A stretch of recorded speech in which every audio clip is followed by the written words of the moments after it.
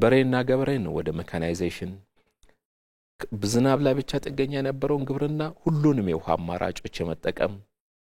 ከእጅ ወዳፍ የሆነውን ግብርና ወደ ኮመርሻል ግብርና የመቀየር ችግሮቹን የመለየት መፍትሄዎቹ ደግሞ ስር ነቀል በሆነ መንገድ የማስቀመጥ ሁኔታ የለውጡ መንግስት ግብርና ላይ ሲጀምር ግብርና ከዚህ በፊትም ቢሆን በቃል ደረጃ ትኩረት ያልተሰጠበት ስርዓት የለም ግን የቃልና የተግባር ልዩነት ነው የነበረውና በተግባር በእነዚህ ጉዳዮች ላይ እርምጃዎች በመወሰዱ ለውጦች ተገኝተዋል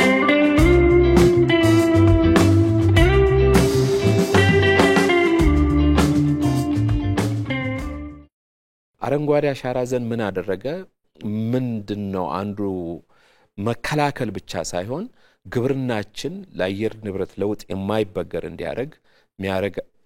ውጤት አለው ምክንያቱም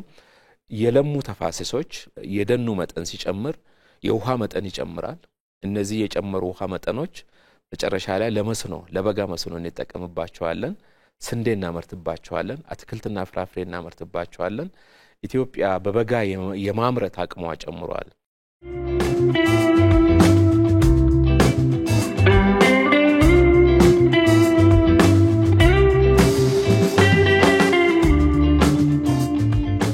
የመስኖ ስንዴም በ2011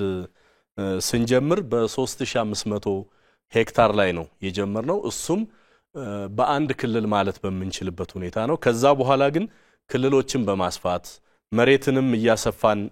በመምጣታችን በ2016 ብቻ ወደ 3 ሚሊዮን ሄክታር ሸፍነን ከዚህም ላይ ወደ 107 ሚሊዮን ኩንታል የሚሆን ምርት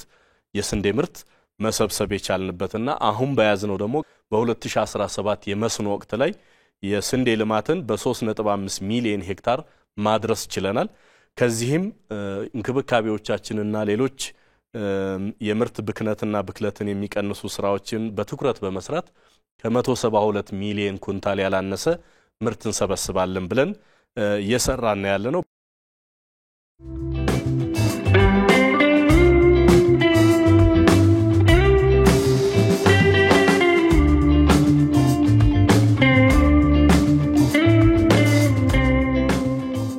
ሰባዊ ድጋፍ በራስ አቅምን ለማሳካት ምን ስራዎችን መስራት አለብን በሚል በዝግጅት ምዕራፍ በትግበራ ምዕራፍ በማጽናት ምዕራፍ ብለን ሰፋፊ ስራዎች እየተሰሩ ናቸው የሚገኙት የመጀመሪያው ሰባዊ ድጋፍን በራስ አቅም መሸፈን ይቻላል የሚለው ላይ መግባባት ነው ከዛም ጋር ያያይዘን ተረጅነትና ሊመና እኛን የማይመጠን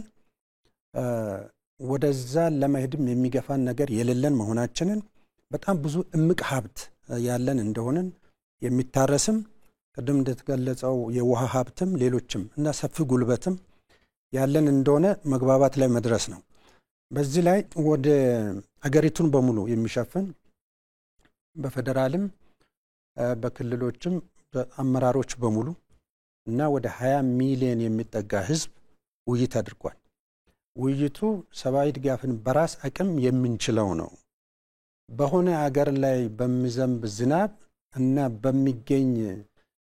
የሆነ ስጦታ ወይጅ ማንሻ አይደለም የምንኖረው በሚል በጣም ሰፋፊ ስራዎች ተሰርተዋል መግባባትም ተደርሷል